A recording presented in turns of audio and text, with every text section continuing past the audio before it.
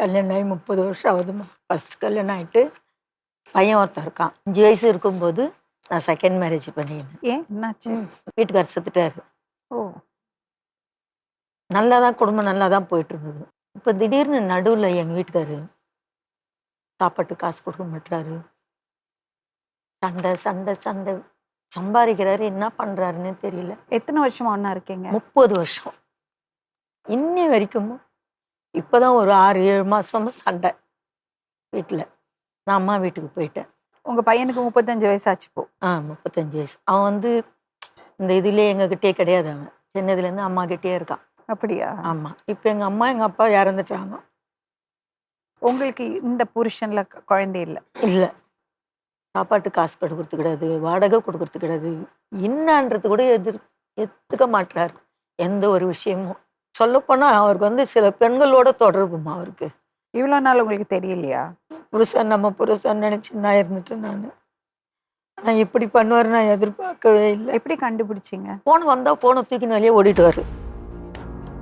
24 மணி நேரம் ஃபோன்லேயே இருப்பார். 3 நம்பர் வச்சுக்கின்னு இருப்பார்.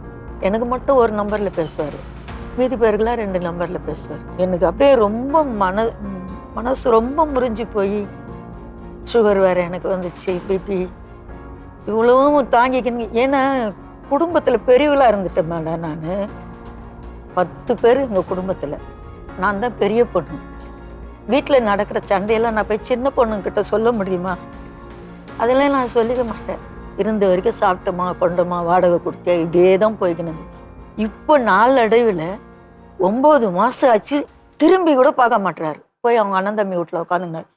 இவர் தான் ஒரே பிள்ளை, ஆனால் சித்தப்பா பெரியப்பா வீட்டில் போய் உட்காந்துனார். 10ஆம் மாதம் 5ஆம் தேதி வந்தேன் வீட்டுக்கு. நான் ஏன் வந்தேன்னா எங்கள் அண்ணங்கிட்ட எங்கள் பெரியப்பா பிள்ளைகிட்ட இவர் என்னை பற்றி தகாத வார்த்தையெல்லாம் சொல்லிக்கிறாரு. உன் தங்கச்சி சரி கிடையாது, அங்கே போகிறா இங்கே போகிறான்னு தகாத வார்த்தைலாம் சொல்லிட்டுக்கிறாரு இவர். எங்கள் அண்ணன் வந்து என்னை ஃபோன் பண்ணி கேட்டான், என்னம்மா இந்த மாதிரிலாம் உங்கள் வீட்டுக்காரர் சொல்கிறாரு, என்னை வந்து சாட்சி சொல்கிறாரு ஆஃபீஸில் அப்படின்னு. 58 வயசு ஆகுது மேடம். இந்த வயசில் எனக்கு வேணுமா? அப்போ சண்டை போட்டு அம்மா வீட்டுக்கு வந்துருந்தீங்களா? ஆமாம், அம்மா வீட்டில் இருக்கேன். அம்மா வீட்லேயே இடம் பிரச்சனை. அண்ணன் தம்பி இல்லையா? அண்ணன் ஒரு அண்ணன் ஒரு தம்பி. நான் தான் வீட்டுக்கு பெரியவ.